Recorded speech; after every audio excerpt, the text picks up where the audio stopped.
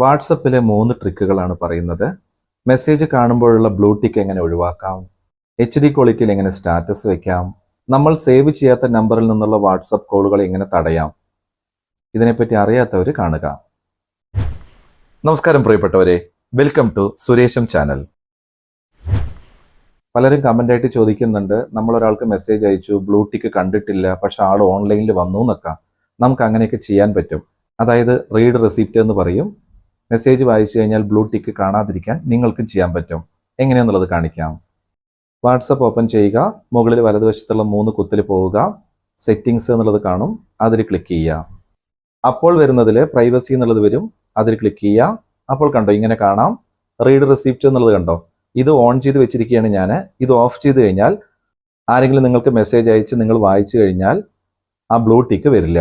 ഇങ്ങനെ ചെയ്യുമ്പോൾ ഒരു കാര്യം കൂടെ ഓർക്കണം, നിങ്ങൾ അയക്കുന്ന മെസ്സേജ് ആര് വായിച്ചാലും ബ്ലൂ ടിക്ക് കാണില്ല.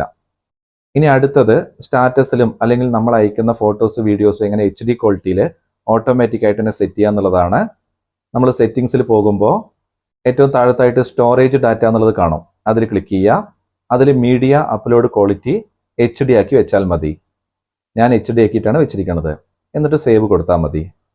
ഇനി അടുത്തത്, നമ്മൾ സേവ് ചെയ്യാത്ത നമ്പറിൽ നിന്ന് വാട്സപ്പ് കോൾ വരുന്നത് ഒഴിവാക്കാൻ വേണ്ടിയിട്ട് സെറ്റിങ്സിൽ പ്രൈവസിയിൽ പോവുക. ഏറ്റവും താഴെ അഡ്വാൻസ്ഡ് എന്നുള്ളത് കാണും, അതിൽ ക്ലിക്ക് ചെയ്യുക. അതിൽ മുകളിൽ കണ്ടോ ബ്ലോക്ക് അൺനോൺ അക്കൗണ്ട് മെസ്സേജസ് എന്നുള്ളത്, അത് ഓൺ ചെയ്ത് വെച്ച് കഴിഞ്ഞാൽ നിങ്ങൾക്ക് സേവ് ചെയ്യാത്ത നമ്പറിൽ നിന്നുള്ള കോളുകൾ സൈലൻ്റ് ആയിരിക്കും. നിങ്ങൾക്കത് കാണണമെന്നുണ്ടെങ്കിൽ വാട്സപ്പ് ഓപ്പൺ ചെയ്തിട്ട് താഴത്ത് കോൾസ് ഉണ്ടാവില്ലേ, അവിടെ നോക്കിയാൽ മിസ്ഡ് കോളായിട്ട് കിടക്കുന്നുണ്ടാകും.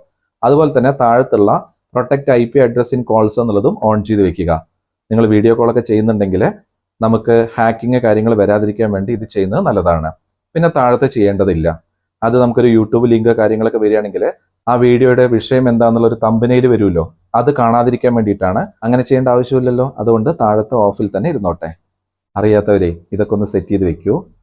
ഈ വിവരം നിങ്ങൾ ഇപ്പോഴാണ് അറിഞ്ഞതെന്നുണ്ടെങ്കിൽ ഒന്ന് കമൻറ്റിൽ പറയണേ. ഓക്കെ.